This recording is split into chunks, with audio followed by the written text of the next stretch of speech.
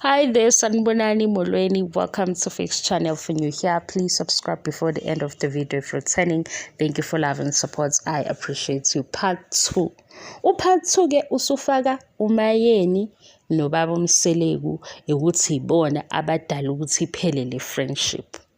Hayibo, we guys, indaba zalaphayana ngeke uze uthi uyazazi. Bakhuluma lokhu, bekhulume lokhu. UVicky ke uthi lana sekuzwakala ukuthi uyena owenza ukuthi uVuyo noMpumelelo behlukane. So yena ufuna ukuzwa leyo part. Uthi uMpumelelo no, uVuyo akakhuluma iqiniso, babanga itshitshi, babanga intombi nto. Uthi uVicky leyo nto yetshitshi yenzeke manje. Le eyaVicky eyisizathu into endala ikhona.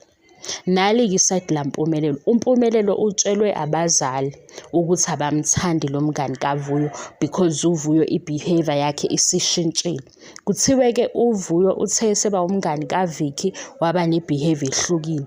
Uma uMpumelelo ke esetshela uVuyo ukuthi abazali bathini, uVuyo wathatha indaba yonke wahamba wayoshaya ngale kuVicky, kanti uVicky uyena ohlanganise uVuyo noMpumelelo. Yeni na.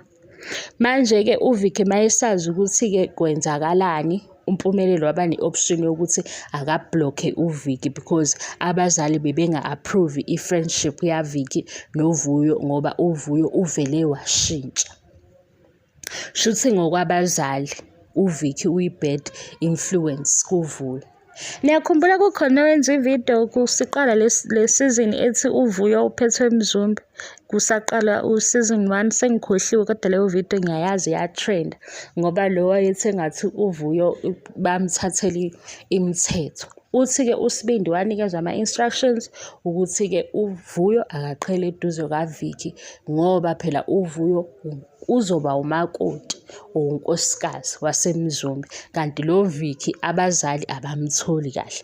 Yaqala lapho ke indaba. Uthi ke uSibindi uma uVuyo esemtshelile uVuyo akaboniseki, uthatha lento omtshela yona ahamba ayoyithulula njengoba injalo kulowo muntu. Kuqale lapho ukuxabana kwabo. Part 2 ke lo guys, isinabazali phakathi. Niyakhumbula ngithi uyabonakala umuntu osadinga ukuthi ma noBaba phendula ebuza imibuzo eqondene naye.